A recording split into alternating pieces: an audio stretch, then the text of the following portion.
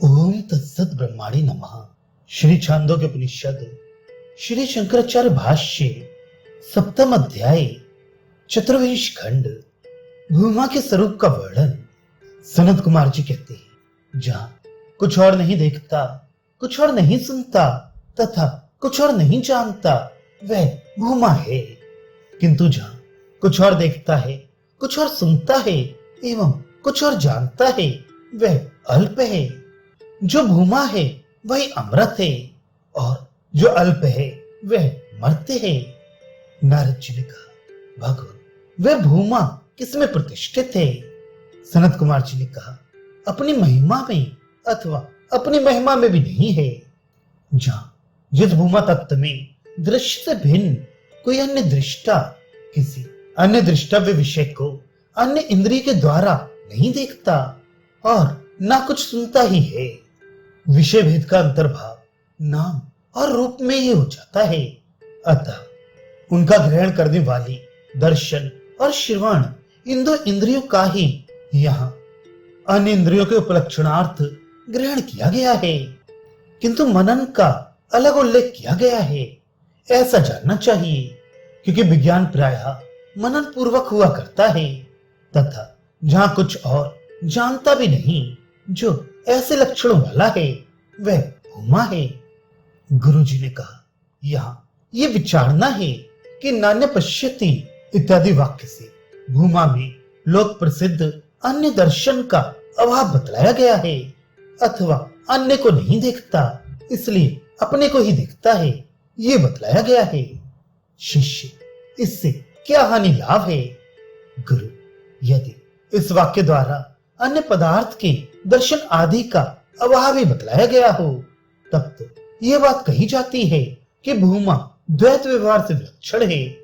और यदि अन्य दर्शन विशेष का प्रतिषेध करके ये कहा गया हो कि वह अपने को देखता है, तो एक में ही क्रिया, कारक और फल रूप भेद मानना हो जाता है। शिष्य, यदि ऐसा ही हो तो उसमें क्या दोष होगा?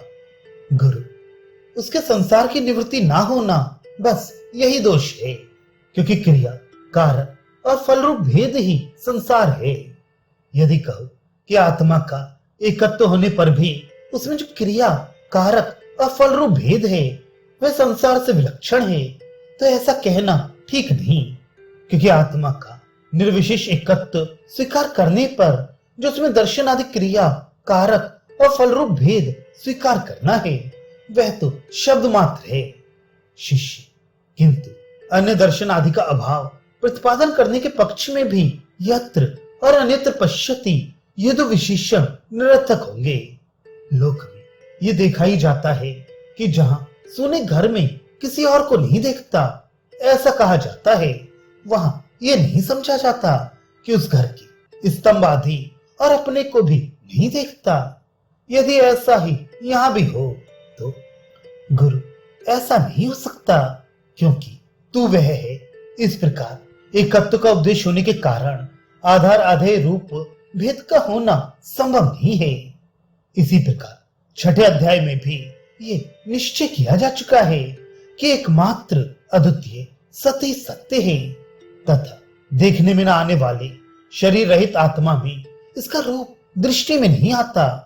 अरे, विज्ञाता को किसके द्वारा जानी इत्यादि श्रुतियों से भी स्वात्मा में दर्शन आदि का होना संभव नहीं है। शिष्य, किंतु इस प्रकार यत्र ये विशेषण व्यर्थ सिद्ध होता है।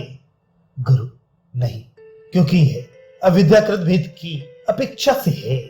जिस प्रकार प्रासंगिक सत्य, एकत्व और अद्वैतवादी बुद्धि की अपेक्षा से संख्या आदि के योग्य न होने पर भी सत्य एक और अद्वितीय है, ऐसा कहा जाता है, उसी प्रकार एक ही भूमा में यत्र ये विशेषण है तथा अविद्यावस्था में अन्य दर्शन का अनुवाद होने के कारण भूमा को उसके अभात्य रूप लक्षण वाला बतलाना इष्ट होने से नान्यत पश्यति ऐसा विशेषण दिया गया है।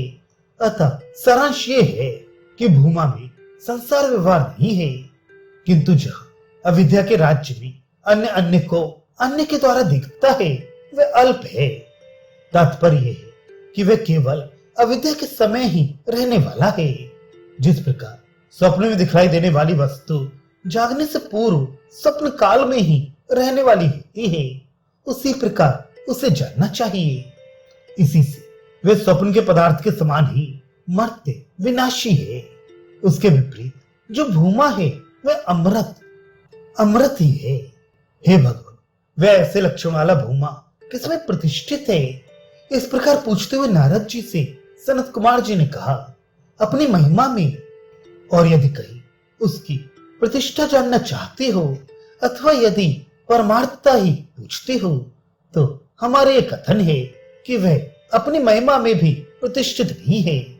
तात्पर्य है कि भूमा अप्रतिष्ठित है, अर्थात कहीं भी आश्रित नहीं है। यदि भूमा अपनी महिमा में प्रतिष्ठित है तो उसे अप्रतिष्ठित क्यों कहा जाता है? ये सुनो।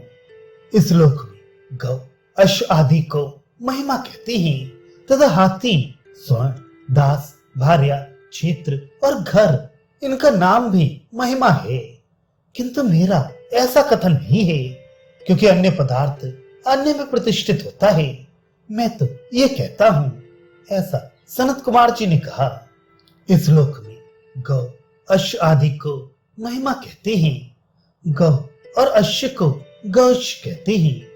सर्वत्र गौ और अश्व आदि ही महिमा है, इस प्रकार प्रसिद्ध है। जिस प्रकार चैत्र नाम का कोई पुरुष उनके आश्रित और उनमें प्रतिष्ठित होता है, उसी प्रकार चैत्र के समान ही भूमा भी अपने से भिन्न महिमा में आश्रित है, ऐसा मैं नहीं कहता।